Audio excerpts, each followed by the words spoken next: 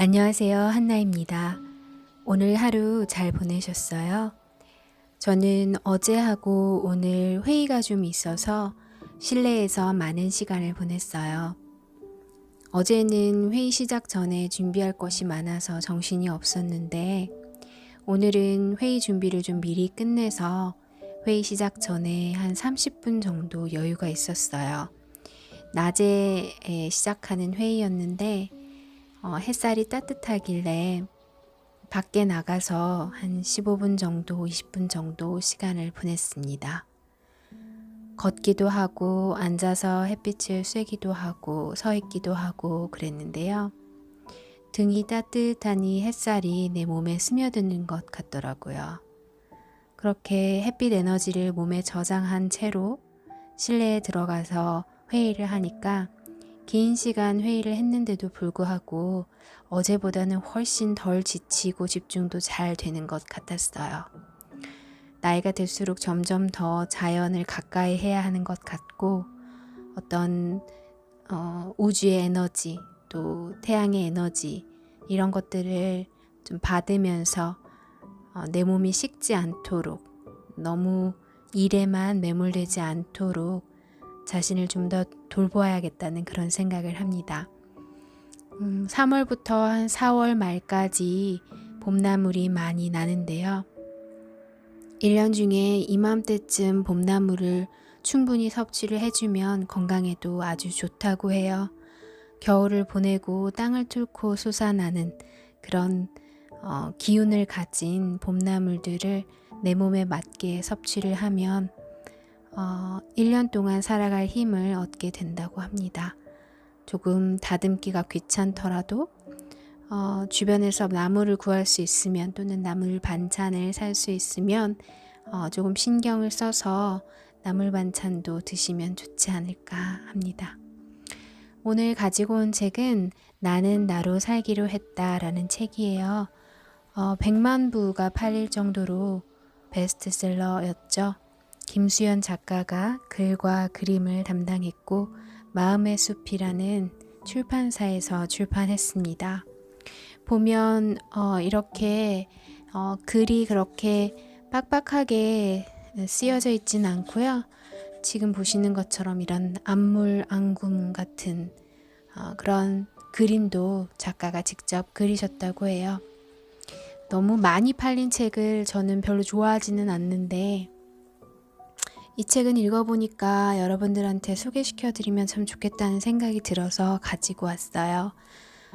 그렇게 어려운 말로 쓰지도 않으면서 우리가 마음에 담아두면 참 좋겠다는 그런 구절들이 많은 것 같습니다. 함께 읽어보겠습니다. 인생에 지나가는 사람들에게 상처받지 않을 것. 나이를 먹으며 절감하는 건 언제 밥 한 번 먹고 싶은 사람들조차도 시간을 내서 보긴 어렵다는 사실이다. 그렇기에 좋아하지 않거나 잘 맞지 않는 사람들은 고등학교 때 옆 분단에 앉았던 은경이와 재무팀의 박대리가 그랬듯이 인생에서 지나가는 사람들이 된다. 그런데 우리는 그런 이들의 공적인 업무를 위장한 사적인 짜증과 걱정을 위장한 모욕과 질문을 위장한 무례함에 마음을 졸이고 상처받고 미움을 쌓는다. 하지만 월급의 2배짜리 명품백만이 낭비가 아니고 연예인 걱정만이 낭비가 아니다. 우리 삶에서 곧 사라질 존재들에게 마음의 에너지를 쏟는 것 역시 감정의 낭비다. 그만두면 끝일 회사 상사에게, 어쩌다 마주치는 애정 없는 친척에게, 웃으면서 열받게 하는 빙그레 쌍년에게, 아닌 척 머리 굴리는 여우 같은 동기에게, 인생에서 아무것도 아닌 존재들에게 더는 감정을 낭비하지 말자. 마음 졸여도 끙끙거려도 미워해도 그들은 어차피 인생에서 지나가는 사람들일 뿐이다.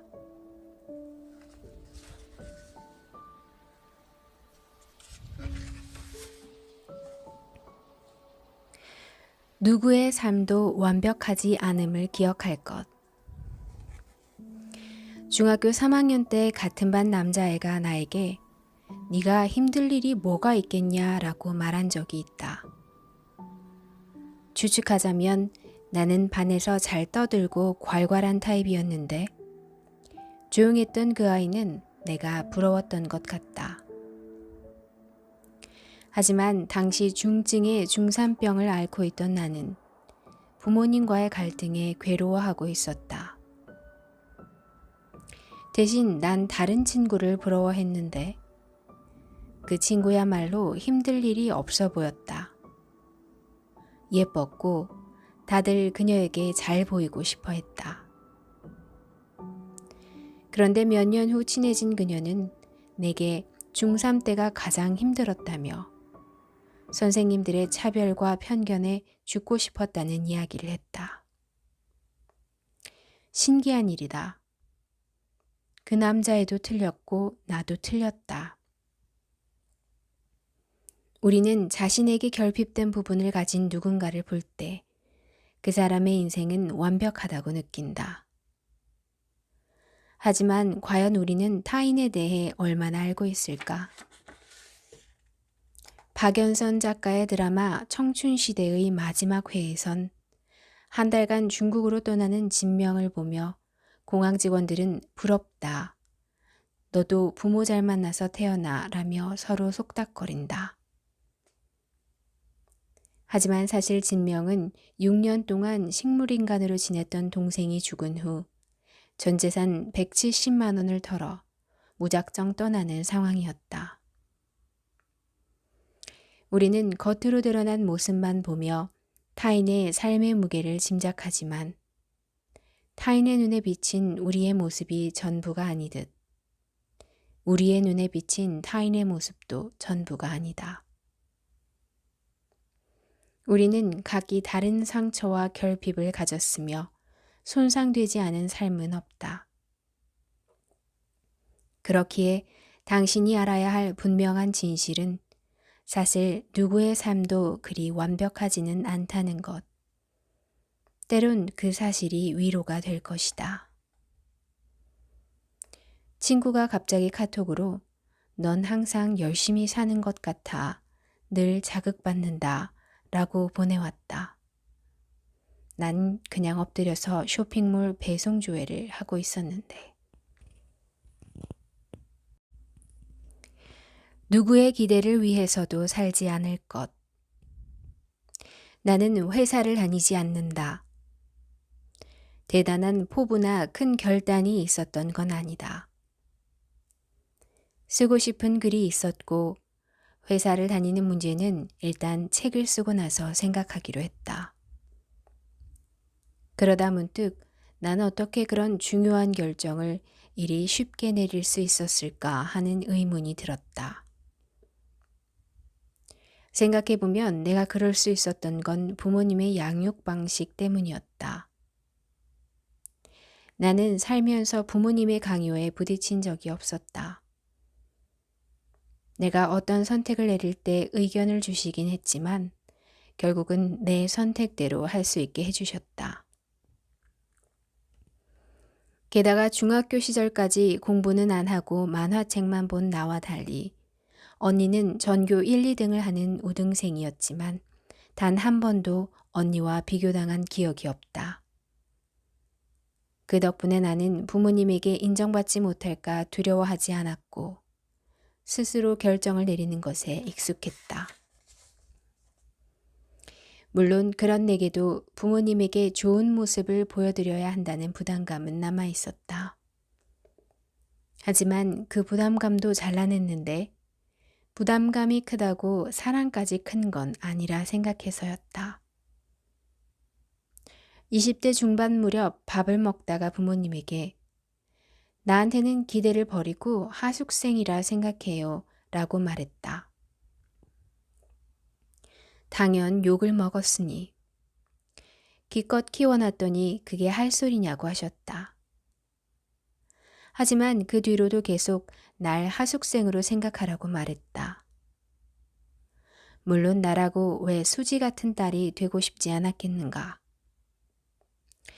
가능하다면야 나도 부모님께 유자식 상팔자를 보여드리고 싶고, 그게 안 된다 해도 내가 할 수 있는 최선을 다할 마음이다. 내게 가장 소중한 존재니 말이다.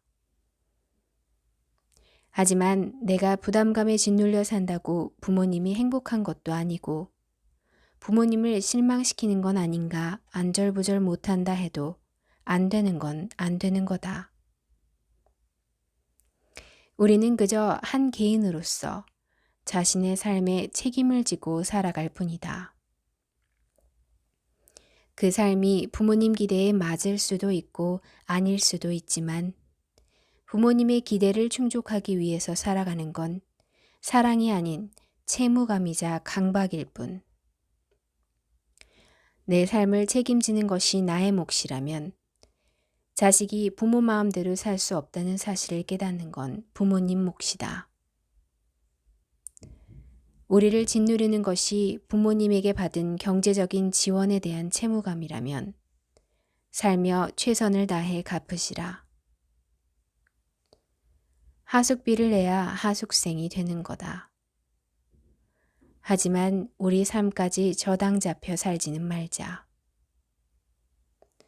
우리가 기대에 부응하기 위해 애써야 할 유일한 존재는 나 자신뿐이다. 서로의 경계를 지켜줄 것. 늘 밝은 모습의 친한 친구가 있다. 나는 대학 시절 과제 쓰나미에도 회사의 철야 근무에도 그 친구가 우울해하거나 힘들어하는 걸 본 적이 없다. 친구의 그런 모습에 다들 신기해했다. 과연 그늘 한 점 없는 인간이란 가능한가? 10년 넘게 본 친구로서 짐작하건대 친구는 너무 어두워서 그늘을 숨긴다기보단 그늘의 면적이 남들보다 넓지 않은 것 같다. 체력도 좋고 마음도 건강하고 예민하지 않다. 다만 친구에겐 넘어서지 않고 넘어오게 하지 않는 개인의 영역이 있는 듯하다. 그건 비밀이 많다거나 음흉한 사람이라 그런 게 아니다. 누구나 개인의 영역이 있는 것이고 안정감을 느끼는 경계의 범위가 다를 뿐이다. 우리는 어린 시절부터 우리가 남이야 라는 말로 경계를 침범하는 관계에 익숙해졌고 그 경계를 침범하는 것을 친밀함으로 여기기도 했다. 하지만 모든 그늘을 낱낱이 확인하고 경계를 잃는 것만이 좋은 관계는 아니며 친구라는 이름으로 경계의 통행권을 요구할 수는 없다. 설사 누군가의 경계가 너무 두텁다 해도 그걸 타인이 밖에서 깨고 마고 할 것은 아닐 뿐더러 개인의 사적 영역을 완전히 헤집는 관계는 폭력적이기까지 하다. 그렇기에 좋은 관계란 서로의 경계를 존중하는 것이며 좋은 우정이란 친밀감을 느낄 수 있고 한편으론 안정감이 담보될 수 있는 거리에서 애정으로 함께하는 것이다. 모든 경계를 허물지 않을지라도 그녀는 내게 좋은 친구다. 메마르지 않으려 노력할 것. 친구를 만나러 호주에 갔을 때 동물원에 간 적이 있다. 엄청난 규모와 인공적인 시설이 최소화된 동물원에 감탄하고 있었는데 내 옆으로 아베크롬비 화보에 나오는 듯한 젊은 남자 무리가 지나갔다. 우리에게 동물원이란 대부분 아이를 동반한 가족의 공간인데 자연 속 동물을 구경하는 일이 젊은이들에게도 놀이인 것이 흥미로웠다. 그곳에서 우연히 대화를 나눈 호주인은 자신이 좋아하는 놀이가 버드와칭, 그러니까 새를 보는 거라 말하기도 했다. 친구가 만난 10대 후반의 또 다른 호주인은 크리스마스에 가족들과 지낼 기대감을 드러놓았는데 할머니 댁의 저녁 식사 자리에 얼마나 많은 음식이 차려지는지, 얼마나 많은 가족들이 모여 즐거운 시간을 보내는지를 자랑한다고 했다. 일반화할 수는 없겠지만 호주 사람들이 느끼는 삶의 즐거움은 자연과 가족에 있는 듯 보였다. 가족으로 끈끈하게 결속한 우리에게 명절은 의무감이고 크리스마스는 집에 있으면 처량한 날인데 말이다. 다니엘 튜더가 한국의 모습을 담아낸 기적을 이룬 나라, 기쁨을 잃은 나라라는 책 제목처럼 우리는 기적을 이룬 대신 사소한 기쁨과 즐거움에 대한 감각을 잃은 듯하다. 그래서 우리는 동물원에 가고 나무에 앉은 새를 보고 가족들과 저녁을 먹는 것을 즐거움이라 여기지 않는다. 감정을 견뎌야 하는 노동과 우리를 비인간적으로 만드는 경쟁 속에 감정은 메말라갔고 즐거움은 지루한 일상을 견뎌낸 보상이자 강렬한 자극으로 정의되었다. 이는 감정이 메마른 사이코패스들이 극도의 쾌락을 추구하는 것과 비슷한 맥락인데 감정이 메마른 이들은 사소한 즐거움을 느낄 수 없기에 점점 자극적인 즐거움을 찾게 되는 것이다. 하지만 자극적인 즐거움이 끝난 일상은 더 무료해지고 생은 활기를 잇는다. 만약 당신이 삶을 생생하게 느끼고 싶다면 삶의 앞마당에 있는 사소한 행복에 예민해지고 살아있는 삶에서 기쁨을 찾아야 한다.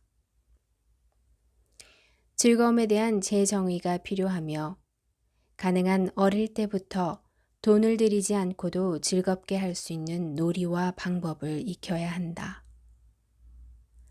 그건 구질구질하거나 초라한 것이 아니라 언제든 쉽게 행복해지는 일이다. 보고서 제출을 위해서가 아니라 공모전에서 수상하기 위해서가 아니라 우리 자신의 삶을 위해 창조성과 상상력을 발휘할 순간이다. 다들 알아서 행복할 것. 내 동생은 늦둥이다. 맏내 동생은 부모님의 남은 숙제랄까? 엄마는 동생이 자리 잡고 잘 사는 걸 봐야 자신도 행복할 것 같다고 말했다. 부모 마음이 다 그렇다 할지라도 나는 안타까운 마음이 들었다. 나는 엄마가 행복하면 좋겠는데 엄마가 행복해지기 위해선 동생이 행복해야 한다. 그 말은 엄마의 행복이 자신의 통제권 밖에 있다는 뜻이다. 그건 자기 행복의 결정권을 문 밖에 두고 누군가 초인종을 눌러주기를 기다리는 일이다. 그리고 그 결과 부모는 자식이 행복하지 않은 것에 근심을 느끼고 자식은 부모가 행복하지 않은 것에 채무감을 느낀다. 결국 서로의 행복을 염려하며 아무도 행복하지 못하게 된다. 도대체 어디서부터 잘못된 걸까? 종종 사랑하는 사람을 행복하게 해주리라 이야기하지만 감정의 간병인이 아닌 이상 우리는 누구도 지속적으로 행복하게 해줄 수 없고 누구도 우리를 지속적으로 행복하게 해줄 수 없다. 타인의 행복은 사실 우리의 영향권 밖의 일이며 행복이란 각자 책임져야 하는 거다. 그러니 자신의 행복을 방치하지 말라. 결국 우리가 해야 할 최선은 애정과 사랑은 나누되 자신의 행복에 책임을 다하는 것이니 부디 다들 알아서 행복하자. 나는 열심히 살았고 타인의 행복을 방해하지 않으려 노력했고 힘든 일도 잘 견뎠고 떳떳하게 살았잖아. 나는 행복할 자격이 있어. 우리는 행복할 자격이 있어. 다들 알아서 행복할 것. 내 동생은 늦둥이다. 맏내 동생은 부모님의 남은 숙제랄까? 엄마는 동생이 자리 잡고 잘 사는 걸 봐야 자신도 행복할 것 같다고 말했다. 부모 마음이 다 그렇다 할지라도 나는 안타까운 마음이 들었다. 나는 엄마가 행복하면 좋겠는데 엄마가 행복해지기 위해선 동생이 행복해야 한다. 그 말은 엄마의 행복이 자신의 통제권 밖에 있다는 뜻이다. 그건 자기 행복의 결정권을 문 밖에 두고 누군가 초인종을 눌러주기를 기다리는 일이다. 그리고 그 결과 부모는 자식이 행복하지 않은 것에 근심을 느끼고 자식은 부모가 행복하지 않은 것에 채무감을 느낀다. 결국 서로의 행복을 염려하며 아무도 행복하지 못하게 된다. 도대체 어디서부터 잘못된 걸까? 종종 사랑하는 사람을 행복하게 해주리라 이야기하지만 감정의 간병인이 아닌 이상 우리는 누구도 지속적으로 행복하게 해줄 수 없고 누구도 우리를 지속적으로 행복하게 해줄 수 없다. 타인의 행복은 사실 우리의 영향권 밖의 일이며 행복이란 각자 책임져야 하는 거다. 그러니 자신의 행복을 방치하지 말라. 결국 우리가 해야 할 최선은 애정과 사랑은 나누되 자신의 행복에 책임을 다하는 것이니 부디 다들 알아서 행복하자. 나는 열심히 살았고 타인의 행복을 방해하지 않으려 노력했고 힘든 일도 잘 견뎠고 떳떳하게 살았잖아. 나는 행복할 자격이 있어. 우리는 행복할 자격이 있어. 네, 김수연 작가의 나는 나로 살기로 했다. 잘 들으셨나요? 예전에 제 친구가 수단과 방법을 가리지 않고 행복해야 한다고 이야기한 적이 있어요. 그 당시에는 너무 이기적으로 또는 무자비한 방법이라고 생각을 했지만 결국 자기 자신이 행복을 해야 세계 평화도 오는 것이 아닐까 그런 생각이 듭니다. 그런데 책에서 말하는 것처럼 행복이란 건 가까이 있고 가까이서 손쉽게 행복을 얻을 때 좀 더 많은 행복을 느낄 수 있는 것 같아요. 그렇게 행복에 대해서 예민하게 느낄 수 있으려면 명상이라든지 산책이라든지 독서를 통해서 자꾸 무뎌지려는 감각을 좀 예민하게 벼려야 하지 않을까 싶습니다. 저도 낭독을 해드리면서 최근에 책을 예전보다 더 많이 읽기 시작했고 하루에 조금이라도 산책을 하고 조금이라도 책을 읽으려고 하다 보니까 조금 더 정신이 맑게 깨이는 것 같은 그런 느낌이 들더라고요. 여러분들도 많이 지치고 힘드시겠지만 누워만 계시지 마시고 조금 더 밖에 나가서 신선한 공기를 쐬시고 행복을 가까운 데서 찾으셨으면 좋겠습니다. 편안한 밤 되세요. 한나였습니다.